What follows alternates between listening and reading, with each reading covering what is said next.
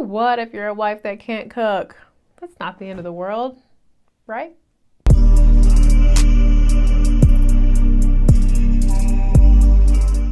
Welcome back to I Do Now What. I'm your host, Victoria Doss. Let's dig into why it is important for wives to be able to cook, and what if you weren't taught how to cook?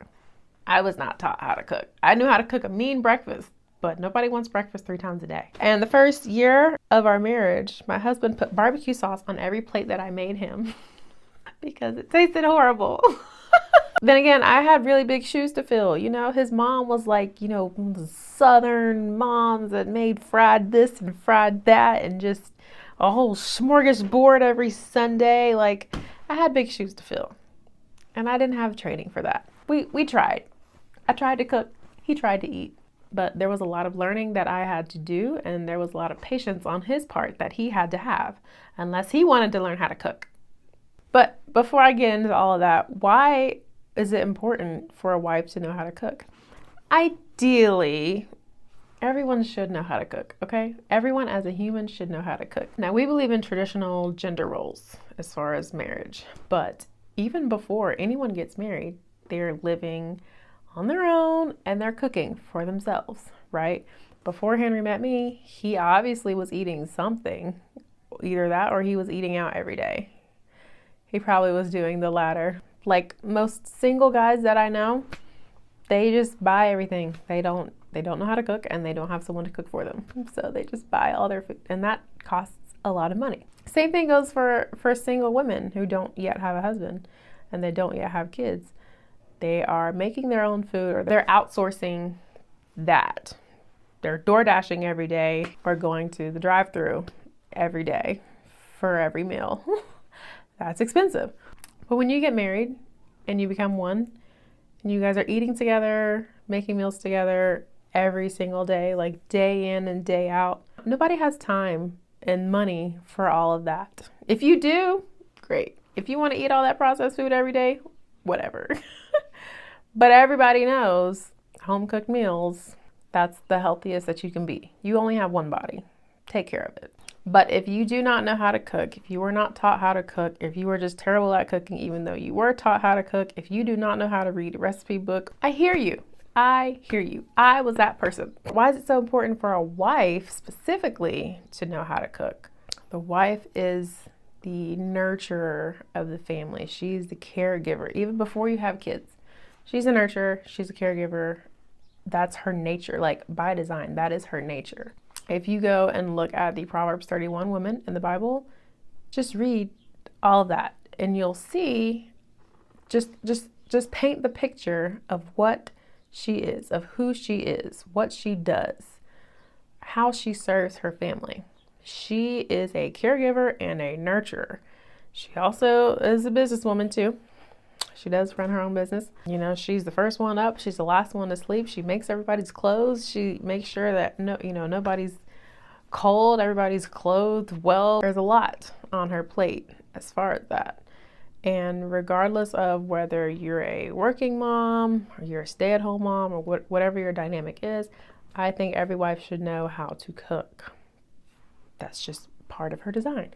Does that mean that the wife should have to cook every single meal for everybody the rest of her life? No, I'm not. Nope. I don't think so. I think she deserves a break. Wives deserve a break sometimes. Hey kids, let's go to IHOP for breakfast so mom can have a break. Yay! Those few days are needed. I'm not going to go into a tangent on what is in the standard American diet and processed foods, like all the hormones and everything that's in there that is ruining us. Generations. We are all just ruined.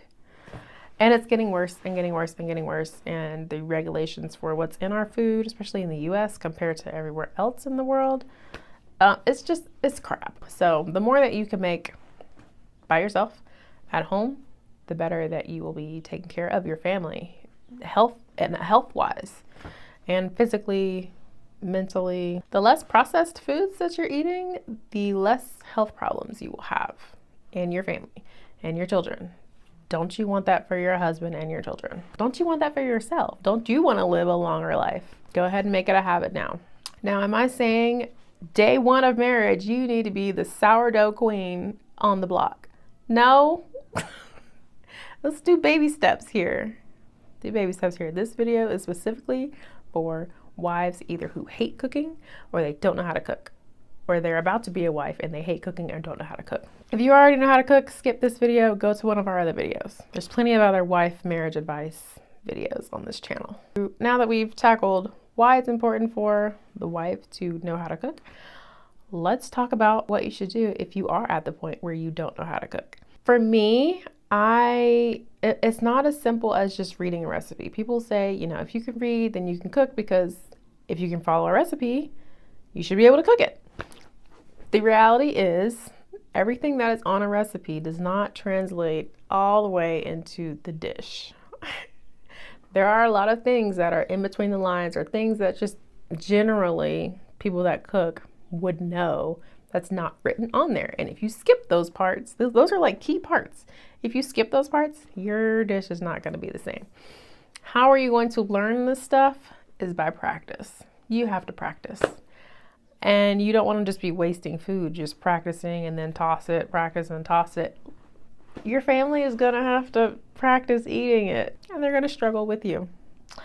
Maybe have a backup plan for the nights where it's really bad, or you burnt something. Have some things in the freezer that you could toss in the microwave or something like that really quickly, or have a good stash of sandwich supplies. For me, I was looking at recipes, but mainly I had to go to videos. This was like 10 years ago when I was trying to figure out how to cook for my new husband as a new wife. TikTok wasn't out back then, so I didn't have short form video content to watch on just like one meal. I had to go to blogs and YouTube videos. That was about it. I didn't really have a grandma I could go and shadow and work with her and watch her, and I was far away from my mom, so I was nowhere near in the same town. I couldn't just stay in the kitchen with someone and work with them. Ideally, that would be probably my number one tip, is to be someone's sous chef, someone who knows what they're doing in the kitchen. Go in the kitchen with them and ask if you can help make whatever. But do it regularly. Don't just go every Thanksgiving. Hey, can I help make the mashed potatoes? Once a year. You're not, no. No, find someone that you can go to regularly in between all of your blog reading and YouTube videos and whatever other recipe videos that you find to teach you. My second tip would be to first focus on one dish at a time. Yes, look at a variety of stuff, but focus on mastering one dish at a time. Figure out what your family likes to eat. Whenever you guys go to restaurants, notice what everyone tends to like to eat. The ones that keep recurring, that's what you should learn first. So let's say it's some kind of chicken and rice and broccoli meal. Nothing too complex. Master that.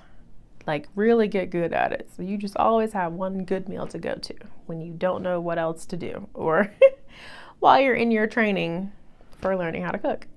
Once you've gotten the hang of that, go on to mastering something else that's different. You already know chicken, maybe go to a pasta, some kind of spaghetti.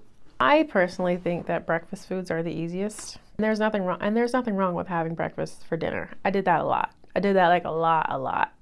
We're having pancakes for dinner again? Yes, we are. Once you get in the hang of all of this, you're going to want to start getting in the habit of meal planning. Because as a wife who is mindful of the budget, you don't want to just be in the store just grabbing things that look good. Oh, I might want to make this. Oh, I might want to make this. Your cart is going to be full of $500 worth of groceries, and you might not even have all the stuff that you need to make everything that you thought you were going to make with that, if that makes sense. Meal plan before you go to the store. Figure out, I find it easiest to do 1 week at a time. Figure out what you want to cook each day of the week. It's even easier if you cook in bulk and just do 3 meals a week and you have leftovers every other day. But cross that line when you can get there. If you're a person who does not like to cook and you don't want to cook every day, or maybe you're just super busy, you want home cooked meals every day, but you don't want to do the cooking every day, but you also don't have the money to outsource it every other day, or you don't want to feed your family a bunch of processed poisoned foods, fast food every other day, I don't blame you. But for that instance, I would definitely recommend cooking in bulk and then having leftovers throughout the week. I mean, like big, like crock pot meals. Big crock pot meals. Twice a week. Have leftovers. Easy. I love leftover days. Like as a wife, as a busy wife, busy mom with 3 kids running around here, and I homeschool and we do this full time, I love leftover days. And I love not having to use up the mental energy of what am I going to cook today? I like when it's already decided because I already made it the day before. Tip number 3 would be to find a cooking class that you can join. There might be some free ones in your community. Maybe go to your local library and see if there are some cooking classes, or like a city, like your rec center. I'm not sure if that would count as recreation. But ask around, look on Facebook, type in your city name, cooking class, and see what events pop up. Tip number 4 is to ask for recipes from trusted sources. Listen, if you go online or you go on Pinterest and you look up recipes for ribs, you're going to find a million different recipes. Not all of them are good.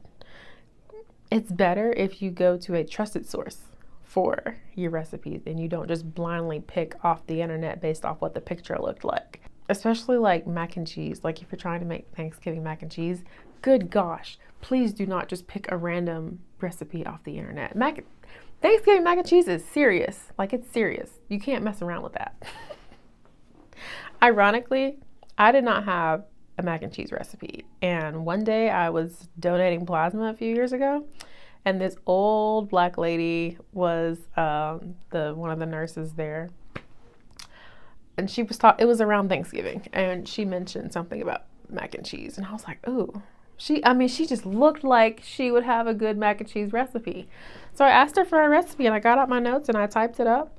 She told me what all she put in there. She didn't tell me what amount. She just told me what all she put in there. So I just had to guess. But again, this was only a couple years ago. So I had enough cooking knowledge to be able to like predict what amounts it might be. And I tried it. It was okay. You know, I kept trying different batches of it, like playing with the measurements and playing with adding different stuff to it. And finally, I got it. And now everybody asks me for Thanksgiving. Whenever Thanksgiving comes, everybody's like, please let Victoria make the mac and cheese. Like, that's just my job now. So, trusted sources. If there's somebody in the family that you know, they make some mean chicken. I mean, it's just juicy. It's not dry. Go to them. Ask them what their recipe is. You'll find that most people that have been cooking for a long time, they don't just like have a recipe that they're looking at. They just kind of do it by memory, or they do it by taste.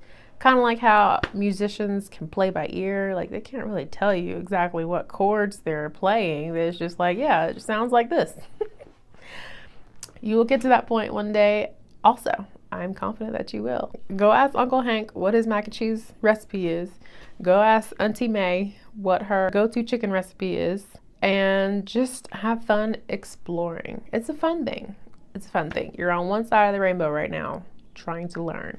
But you will get to the other side when you can master lots of things. And then you can teach other people how to cook. And you can teach your kids how to cook so that they won't be in the same situation as you and they won't know how to cook when they got married. By the way, this episode has been brought to you by Caruso. We have a ton of Caruso shirts. They've been around for a really long time, like at least 15 years. They have really cute shirts that have Christian sayings on it, and it's a great way to wear your faith and share your faith. We've got the link in the description with our discount code below if you guys want to check it out. I'll see you guys at the next episode. Don't forget to subscribe. Bye.